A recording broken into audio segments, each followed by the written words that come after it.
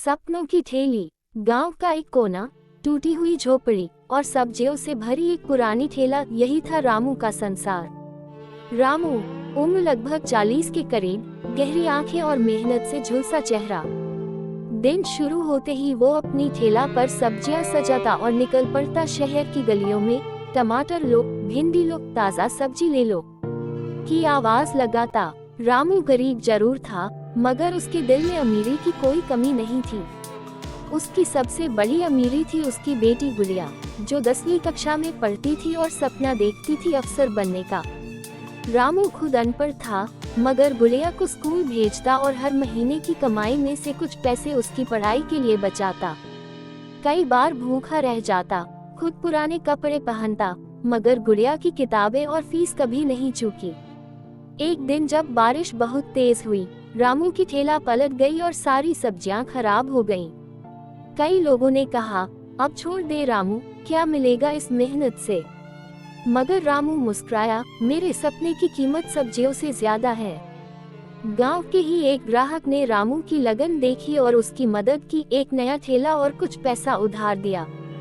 रामू फिर से उठा और इस बार पहले से ज्यादा मेहनत से सब्जियां बेचने लगा। कुछ सालों बाद गुड़िया ने यूपीएससी की परीक्षा पास की। पूरे गांव में ढोल बजने लगे, लोग बोलने लगे, ये तो रामू की बेटी है जो अब अफसर बन गई। रामू की आंखों में आंसू थे, मगर वो आंसू हार के नहीं थे, वो जीत के, संघर्ष के और सपनों की सच्चाई बनने के आंसू थे। सीख, संघर्ष चाहे जितना भी हो, अगर दिल में ईमानदारी हो और सपने सच्चे हों, तो हर गरीब अमीर बन सकता है अपने हौसलों से। सपनों की ठेली, एक गरीब सब्जी वाले की सच्ची जीत की कहानी। गांव के किनारे एक पुरानी सी झोपड़ी थी, मिट्टी की दीवारें, छप्पर से टपकती बारिश और दरवाजे पर एक पुराना लोहे का ताला जो अक्सर खुला ही रहता था। उसी झोपड़ी में रहता था रामू, एक गरीब सब्जी वाला, जिसकी पहचान गांव की हर गली, हर मोड़ पर थी। रामू की सुबह सूरज के उगने से पहले होती थी। वो अपने पुराने ठेले को धक्का देते हुए मंडी पहुंचता, वहां से सब्जियां खरीदता और फिर शहर की गलियों में जा जाकर बेचना शुरू करता। उसके पास न तो अच्छी पोशाक थी, न आराम करने का वक्त, लेकिन एक चीज जो थी वो था सपना। सपना, अपनी बेटी गुड़िया को पढ़ा लिखा कर कुछ बड़ा बनाने का। पहला अध्याय, संघर्ष की शुरुआत। रामू की पत्नी सरला, जब गुड़िया बस 5 साल की थी, बीमारी की वजह से गुजर गई थी। उसके बाद रामू ने 2 ही काम किए, सब्जी बेचना और गुड़िया का ख्याल रखना। गुड़िया पढ़ाई में होशियार थी। जब वह स्कूल से घर लौटती, रामू उसके लिए कभी ताज़ा आम लेकर आता, कभी पेड़ों के पत्तों से बने गुलाब। वो खुद कितनी भी थका हो, लेकिन उसकी मुस्कान देख सब थकान मिट जाती। बाबा, मैं बड़ी होकर कलेक्टर बनूंगी, गुड़िया अक्सर कहती। रामू हंसते हुए कहता, बनना ही है बेटा, बस बाबा का साथ देना। दूसरा अध्याय, तानों का बोझ। रामू को कई बार गांव के लोग ताने मारते थे, अबे रामू, तेरी औकात की लड़की क्या अफसर बनेगी, ज्यादा पढ़ाई से लड़कियां बिगड़ जाती हैं। लेकिन रामू चुपचाप सुनता और अपने ठेले को आगे धकेलता रहता। वो जानता था, समाज की बातें उसकी बेटी के सपनों से बड़ी नहीं हैं। गुड़िया जैसे जैसे बड़ी हुई, पढ़ाई में और तेज होती गई। रामू ने खुद भूखे रहकर उसकी ट्यूशन फीस भरी। कई बार काम नहीं मिला, कई बार ठेले से कमाई नहीं हुई, मगर उसने कभी हार नहीं मानी। तीसरा अध्याय, टूटा सपना। एक साल ऐसा आया जब गांव में बाढ़ आ गई। रामू की झोपड़ी बह गई, ठेला भी पानी में डूब गया, सारा सामान चला गया। गुड़िया 10वीं कक्षा में थी और उस साल बोर्ड की परीक्षा थी। रामू ने फिर भी हार नहीं मानी। वो बारिश में भीगते हुए पास के कस्बे गया, एक पुराने दोस्त से 500 रुपए उधार लिए और नए कपड़े व किताबें लेकर आया। गुड़िया ने टॉप किया, पूरे जिले में उसका नाम हुआ। रामू की आंखें नम हो गईं। उसने अपने भगवान को धन्यवाद दिया। चौथा अध्याय, सपनों की सीढ़ियाँ। गुड़िया को एक अच्छे कॉलेज में दाखिला मिला। पढ़ाई का खर्च बहुत ज्यादा था। रामू ने अब शहर की तरफ सब्जी बेचना शुरू किया। सुबह 4 बजे उठकर ट्रेन पकड़ता, मंडी से सब्जी लाता और दिन भर गली गली चिल्लाता। टमाटर ले लो, ताज़ा आलू, भिंडी सस्ती। कई बार लोग मजाक उड़ाते, अरे सब्जी वाला, तेरी बेटी अब भी पढ़ रही है, क्यों इतनी मेहनत कर रहा है, बुढ़ापे में आराम कर। रामू सिर्फ मुस्कुराता और कहता, जब वो अफसर बनेगी, यही सब्जी मेरी पहचान बनेगी। 5वां अध्याय, अग्नि परीक्षा। गुड़िया ने यूपीएससी की तैयारी शुरू की। रामू ने अपने कुछ पुराने जेवर जो उसकी पत्नी के थे, गिरवी रख दिए।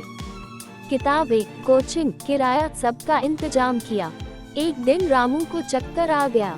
डॉक्टर ने कहा, तुम्हारी सेहत अब ज्यादा मेहनत नहीं झेल सकती, आराम करो। रामू बोला, जब तक गुड़िया की नौकरी का रिजल्ट नहीं आ जाता, मेरा आराम नहीं। 6वां अध्याय, चमत्कार की घड़ी। रिजल्ट के दिन रामू ने मंदिर जाकर दिया जलाया, हाथ जोड़े और आंसुओं के साथ बोला, हे भगवान, मेरी मेहनत रंग लानी चाहिए। शाम को गुड़िया दौड़ती हुई आई, बाबा बाबा, मेरा सिलेक्शन हो गया, मैं आईएएस बन गई। रामू को कुछ पल यकीन नहीं हुआ, उसके आंसू बह निकले। वो फूट फूट कर रोया, जैसे बरसों की थकान उस पल में बह गई हो। पूरा गांव इकट्ठा हो गया, ढोल बजे, मिठाइयाँ बांटी गईं। लोगों ने कहा, रामू तूने कर दिखाया। रामू ने सिर्फ इतना कहा, ये सब्जी का ठेला नहीं, मेरी बेटी के सपनों की सीढ़ी थी। अंतिम अध्याय, सम्मान और सच्चाई। गुड़िया की पहली पोस्टिंग अपने ही जिले में हुई।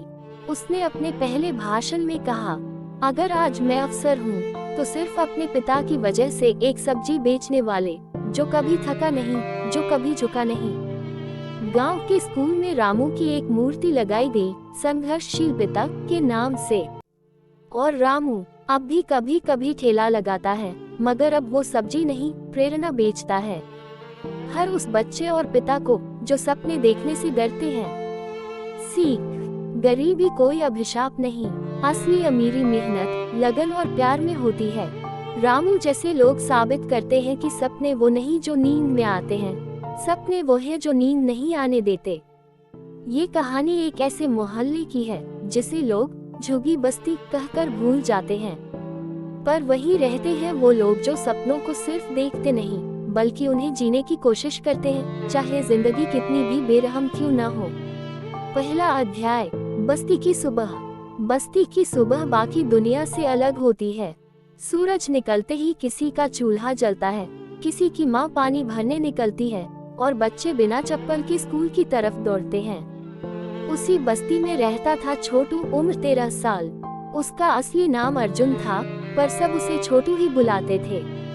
वो दिन भर रेलवे स्टेशन पर पानी की बोतलें बेचता, पॉलीथीन इकट्ठा करता और शाम को घर लौटता। छोटू की माँ सिलाई करती थी और बाप कई साल पहले एक एक्सीडेंट में चल बसे थे। घर में माँ बेटे के सिवा कोई न था, पर छोटू की आंखों में सपना था, अफसर बनूंगा, बड़ा आदमी बनूंगा। दूसरा अध्याय, स्कूल और संघर्ष।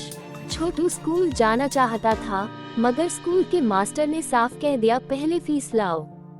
छोटू ने हार नहीं मानी। दिन में काम, रात को पढ़ाई। फटे कपड़ों में भी स्कूल के बाहर खड़ा होकर किताबों के पन्ने पढ़ता रहता। स्कूल के एक टीचर मिस सुलेखा ने उसकी लगन देखी और कहा, तू पढ़ेगा छोटू, मैं तेरी मदद करूंगी। बस फिर क्या था, छोटू को स्कूल में दाखिला मिल गया। तीसरा अध्याय, सपनों की दुनिया। छोटू को किताबों में एक नई दुनिया मिली, जहाँ राजा होते थे, वैज्ञानिक होते थे, आजादी की लड़ाई, चंद्रयान, गरीबों की जीत, सब कुछ। हर दिन छोटू उस दुनिया में खो जाता और सोचता, क्या मैं भी कुछ कर सकता हूँ। एक दिन छोटू ने स्कूल में भाषण दिया, गरीब का सपना भी सपना होता है, वो भी उड़ सकता है अगर उसे पंख दिए जाएं। पूरा स्कूल तालियों से गूंज उठा। चौथा अध्याय, बस्ती की ताकत। छोटू अकेला नहीं था, बस्ती में कई बच्चे थे जो काम करते थे। नन्हा जो कबाड़ी में बस्ते खोजता, मुन्नी जो होटल में बर्तन मांजती, रहीम जो अपने अम्मी के साथ कढ़ाई करता। एक दिन छोटू ने सबको इकट्ठा किया और कहा, चलो मिलकर एक छोटा स्कूल बनाते हैं। बस्ती में एक पुराना टूटा घर था, वही बन गया उनका सपनों का स्कूल। हर शाम छोटू वहाँ बच्चों को पढ़ाता, माँ बाप को समझाता, अगर बच्चा स्कूल जाएगा तो भीख नहीं मांगेगा, धीरे धीरे बदलाव दिखने लगा। 5वां अध्याय, इम्तिहान। छोटू अब 10वीं में था। पूरे मोहल्ले को उस पर भरोसा था, पर तभी उसकी माँ बीमार पड़ गई। दवा के पैसे नहीं थे। छोटू के पास 2 ही रास्ते थे, या तो पढ़ाई छोड़े या अपनी किताबें बेचे। वो रोते हुए बस्ती के मंदिर गया और भगवान से कहा, योजक चिन्ह, अगर आप मेरी माँ को ठीक कर दो तो मैं दिन रात मेहनत करूँगा। अगले दिन बस्ती के लोगों ने खुद पैसे जमा किए। कोई 5 रुपए लाया, कोई 10। छोटू की माँ को दवा मिली, छोटू को उम्मीद। 6वां अध्याय, पहला कदम। छोटू ने 10वीं टॉप की। उसे एक NGO से स्कॉलरशिप मिली। अब वह शहर के अच्छे कॉलेज में पढ़ने लगा। दिन भर पढ़ाई और रात में पार्ट टाइम काम। उसने कभी बस्ती को नहीं भुलाया। हर रविवार वह बस्ती लौटता, बच्चों को पढ़ाता और एक स्लोगन बोलता, हम गरीब हैं मगर सपनों से अमीर हैं।